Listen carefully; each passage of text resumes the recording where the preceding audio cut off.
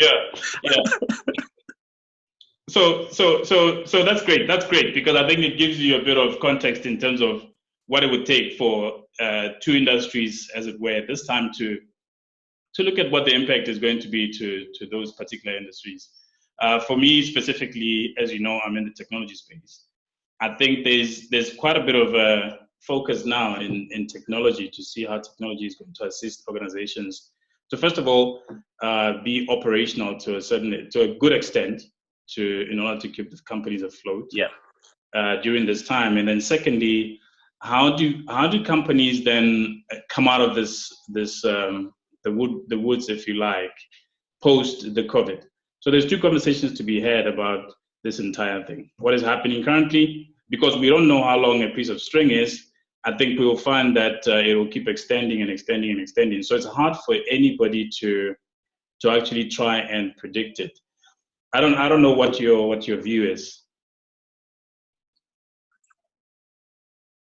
Look, I think it's an interesting conversation, especially how related to the fact that we've been, as a country, having conversations around transformation. Transformation of services, just transformation of, how we work, automating things, and just moving away from a manual sort of world and going to one where we are a lot more technology savvy. I mean, there's always that discussion now, but I'm new and 3IR, have we even gotten there? And that a lot of steps we've skipped a lot of steps in terms of we're not even industrialized, right? Like, so we now have this scenario where all of these particular problems and issues are now almost highlighted even stronger. The fact that you can't just tell people to stay home and order stuff online. You can't even trace people properly. You can't, things like right now, what Bo Mabipelo are doing, we should have the data for all of that, and we should just be putting money into people's bank accounts and e-wallets and whatnot without, if we had the data, if we had the tech, right? Yeah. So, like you said, there's that interesting conversation that says where, at what point do we get out of this pandemic? But then the other question is, what do you want to look like when, beyond that? And I think you're finding that this is also proving to be a great opportunity to speed up the transformation that as a country we've been wanting to do anyway. So, for me, if you sort of take the first part of that question, how do we get out of this? It's an extremely difficult question that is constantly evolving. And, when you look at 3 weeks ago when we had no cases versus now, it's slightly different. Right now we've got cases, but the reality of it is because we were so far behind the curve in terms of getting our first positive case, we were able to see how everybody else was responding. And what we were then able to do was, by the time we got our first positive case, we were able to take the right and correct steps. The reason why, the US, Spain, Italy, UK are all being hammered by this thing was that they were on the front end of the thing and then dilly-dallied a bit with decision making. Rona, you've got a little bit of a Rona, we've been able to watch South Africa, we've been able to watch everybody else and see how they're responding. So even though we don't really get great data to show us the curve, their infections, you can tell the ability to spread, for it to spread. And if we just did proper contact tracing, we could easily isolate the people by Lwala and close that off. I mean, we've taken 3 weeks to get to 22 cases.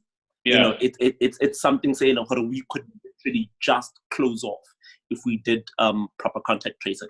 And then you have to ask yourself, okay, what do we do? Do we do sort of a targeted lockdown where we say, look, are sick back, so we're gonna cordon them off and that community, but we're letting everybody else go back into full into full mode and continuously watch how the disease progresses. If it gets worse, you go back into lockdown, because the reality of it is you also can't run this thing nonsensically for a long time. I mean, right now, Lesotho's on lockdown and has just extended its 30-day lockdown when they don't have any cases. They don't have a case.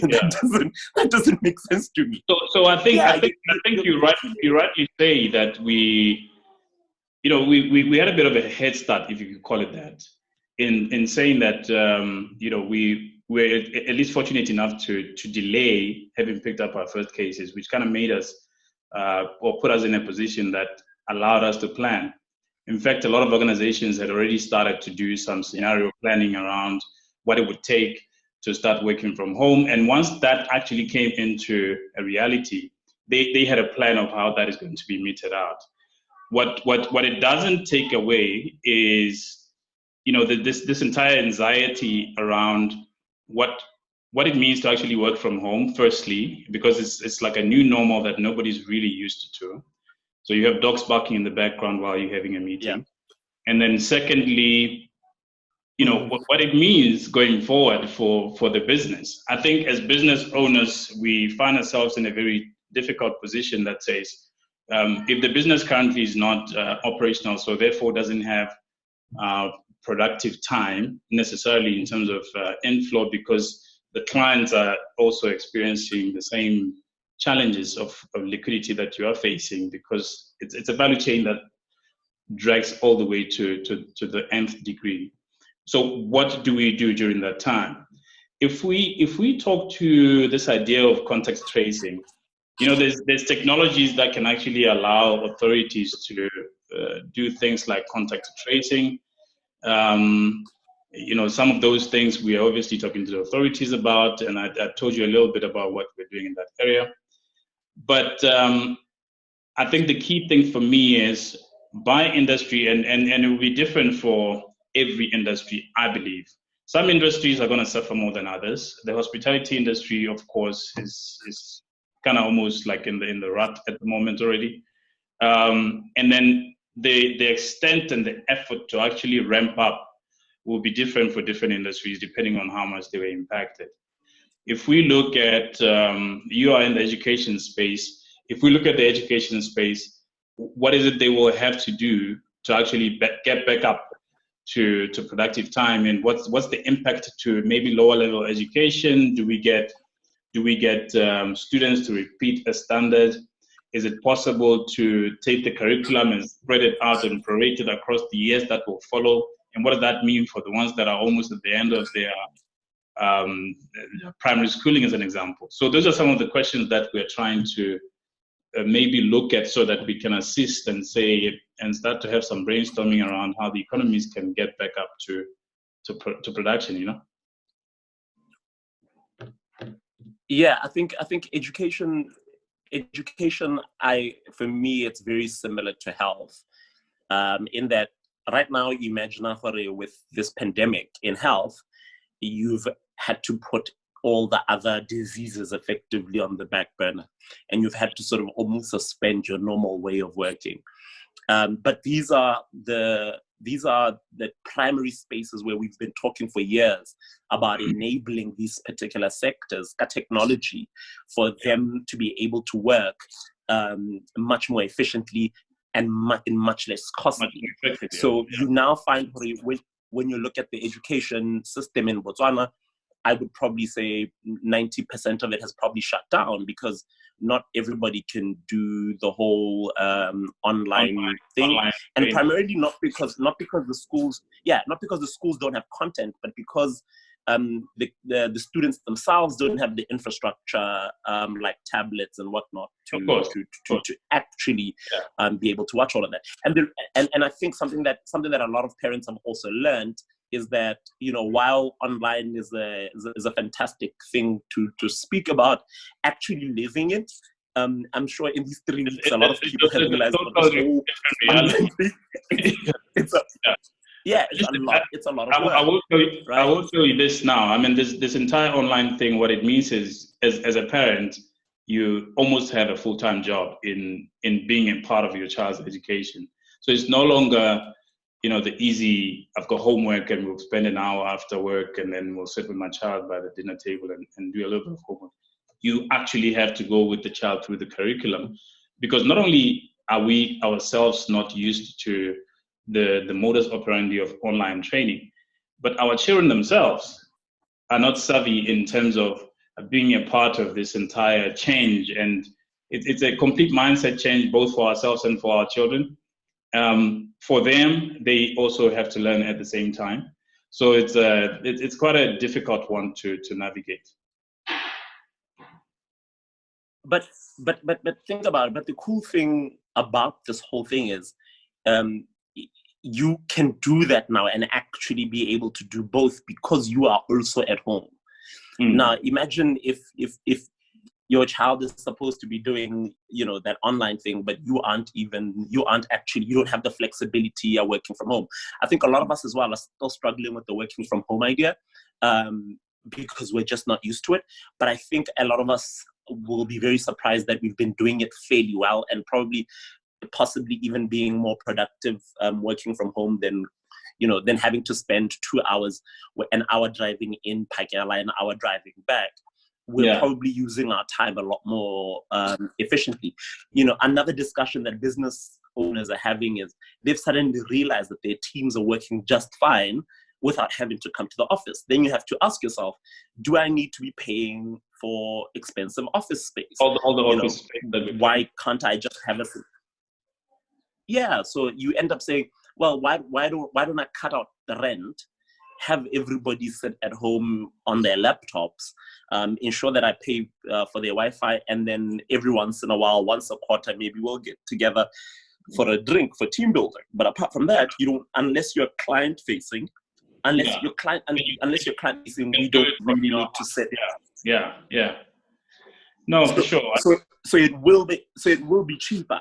So it will be cheaper, in fact, to operate under those kind of scenarios. And then things are like online. Obviously, this online thing is not going to carry on forever. But as soon after the pandemic stops, going back to education, the problem after what you're going to see happen immediately after is that you're going to see government ramp up its efforts to get infrastructure to all schools across the country. You're going to see your ISPs help and come to the party a lot more with getting people to have bandwidth in all areas of the country. And you're going to see all those companies that maybe were making tablets and doing all of that suddenly push those tablets out. It's going to push our education system into that space extremely quickly. But what we will also see, what people don't realize, that the effect of that is that it equalizes. Now, imagine right now, if you sort of go through, if you've always looked at results, you always find that Banaba Muditoropom generally perform better than Banaba Mumitzing. And part of it is just access to resources, access to quality, access to teaching methods. Yeah. You can imagine you equalizing that across the country, where the kids are being taught by the best teachers, using the best methods, and the resources, with the best type of resources, and not having to worry about textbooks. You're not having to worry about textbooks. You're not having to worry. So this actually is a positive thing, and it will transform our education sector. Now, as you said, there's then that issue of how do we carry on the rest of the year? Yeah, on the one side, we've heard what the ministry have said with regards to the number of days, and then you having to repeat. But my thinking is they're still thinking under normal circumstances, and I think we need to embrace the fact that these are extraordinary times. For me, if you spend 3 months in this thing and then have to repeat the whole year, the repercussions for that are huge across the thing. For me, I believe that it would mean you can't incorporate mass standard 1 Amash. You just can't, because how are you going to superimpose two groups? Yeah. You don't have the resources. You don't have the resources to be able to take in two groups. And people need to remember that is not for 1 year. It'll effectively mean throughout their education, so 12 years of 12 years of schooling, and another 4 years of tertiary education, that double group will be together the whole way. So after I started at 7, you somehow have to get the mid junior ring, double the number. It just can't work. I get thinking on the ripple effect. So the ripple effect goes all the way up to the top, even up to tertiary education where you guys sit. I think the other challenge is then with just business outside of education. You know, a lot of businesses are now having to reconsider the products that they actually put out in the market. And my advice to business owners has always been, in times like these, obviously what you want to do is be able to, you know, sit down and quite objectively unpack what your product offering is and look at how far your products can stretch if you had to reinvent and look at what the market is actually looking for. So essentially unpack your product and look at what are the people looking out for.